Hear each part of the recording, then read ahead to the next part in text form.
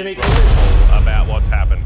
Anthony, that was largely your doing. You've been very hot on this issue on social media. Yep. You've run a social media campaign, Australians versus the Agenda. I certainly follow it. I urge outsiders to follow you on X. The thing that I'm noticing is that the points that people like Joel that are making. What do you think about Hitler? Are you a pro-Hitler guy? Are you an anti-Hitler guy? I'd say I'd be leaning to the pro-Hitler camp. What's the other guy's name? Something Cottrell. I saw Blair his Cottrell. Yeah. Blair Cottrell. Yeah, the other day. These are very well-spoken, intelligent people that actually have really great nationalistic points to make.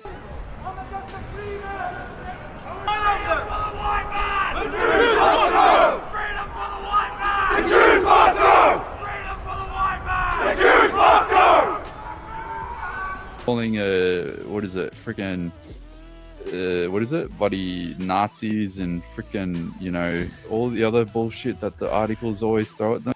Our society has clearly all of the wrong values. So if our society is built around fuck Hitler, that idea that our morality should be built around fuck Hitler, we have to address that directly and say, well, wait a second. Was he actually a bad guy? Was what he stood for wrong? And it wasn't. It wasn't wrong. What we stood for was wrong. But he's a smart young guy, mate. He's got his head screwed on right. You could say, well, you know, did he have to invade Poland? And you can make these little like arguments about, but what was he standing for? He was standing for, he wanted Germany to be in control of its own destiny.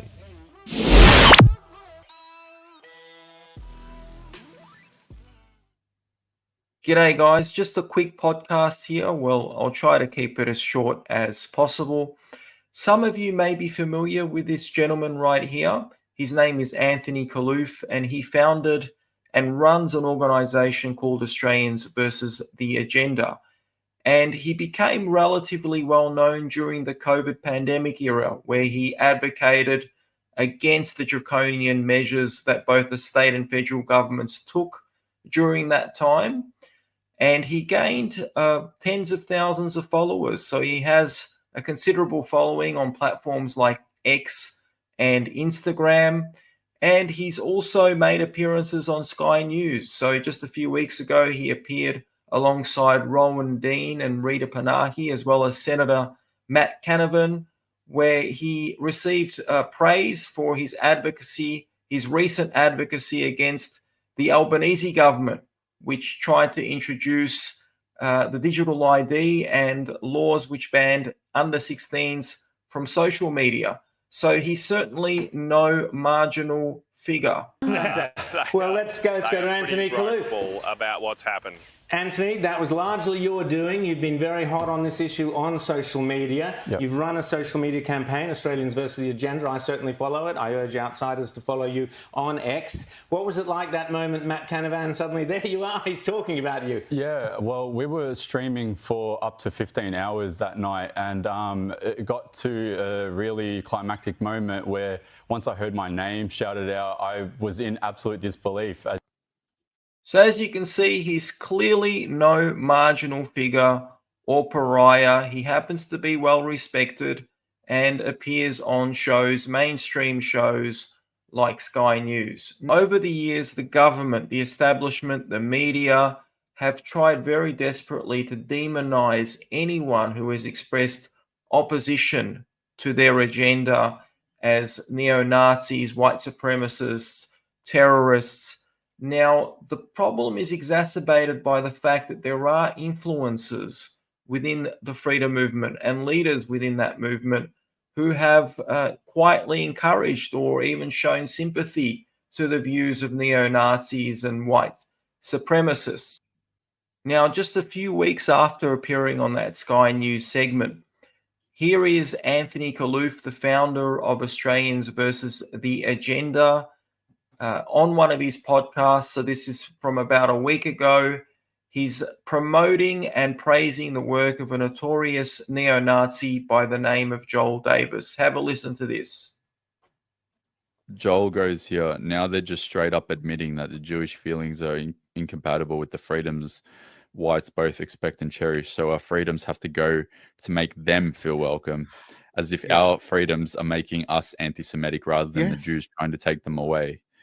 And the thing is that And I've spoken to Jews today as well, and they're like, "I'm not down with this, bro." Now, I've noticed the guy at the bottom there with a baseball cap.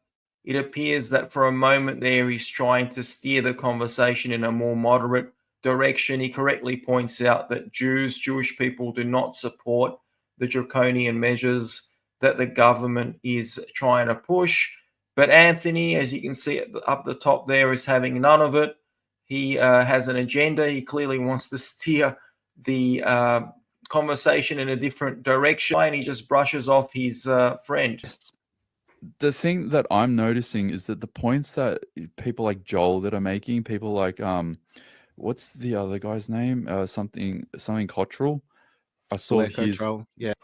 Blair Cottrell, that's another notorious neo-Nazi. A few years ago, he said that he wanted a portrait of Adolf Hitler hung up in every classroom across Australia. Blair Cottrell, yeah, the other day. These are very well-spoken, intelligent people that actually have really great nationalistic points to make. What do you think about Hitler? Are you a pro-Hitler guy? Are you an anti-Hitler guy? I'd say I'd be leaning to the pro-Hitler camp. Is that illegal in Australia to be pro-Hitler, or is that Not yet. They've read hundreds and hundreds and hundreds of books on the topic, and they've studied it diligently. They've read hundreds of books on the topic. How's that for an appeal to authority? So I guess that makes them undisputed, credible experts. Yeah, because they've read hundreds and hundreds of books on this topic. And I've come to realize that the slander, the shit that gets thrown at them, the calling buddy Nazis and freaking all the other bullshit that the articles always throw at them. Now I wonder why anyone would call Joel Davis a Nazi. I mean, it's really a mystery. But like our society has clearly all of the wrong values. So if our society is built around So this is Joel Davis in his own words. Have a listen to this. Hitler, we have to address that directly and say, well, wait a second. Was he actually a bad guy? Was what he stood for wrong? And it wasn't. It wasn't wrong. What we stood for was wrong. It's like, so what Hitler stood for wasn't wrong. What we stood for, the Allies, the Western world, was wrong. I mean, I just wonder why anyone would slander this poor guy and wrongly accuse him of being a Nazi. It's just...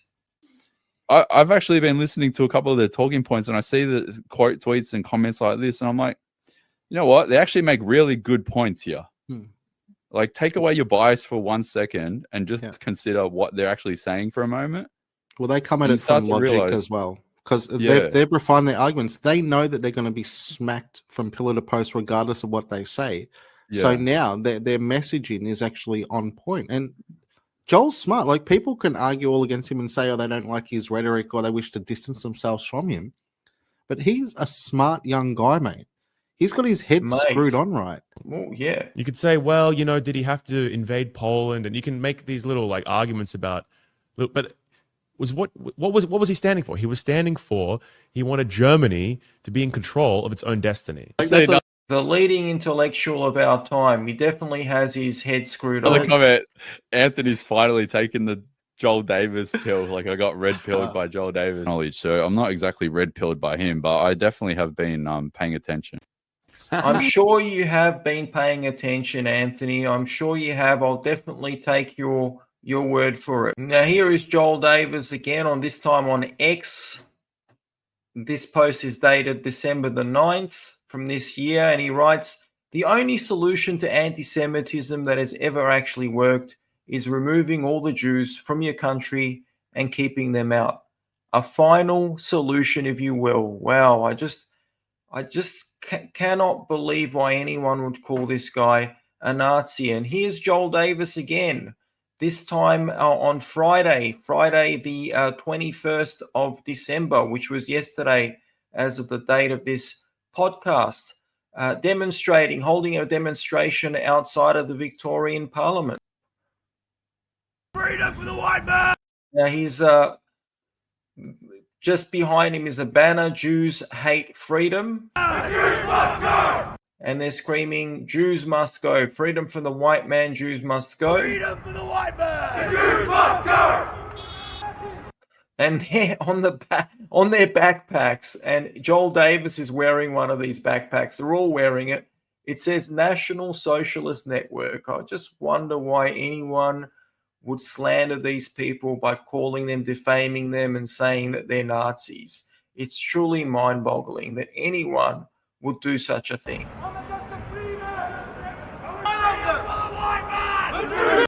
We have the media, the mainstream media, the government, the establishment, desperately trying to demonize and portray people that oppose them as Nazis, as white supremacists, as racists, as terrorists.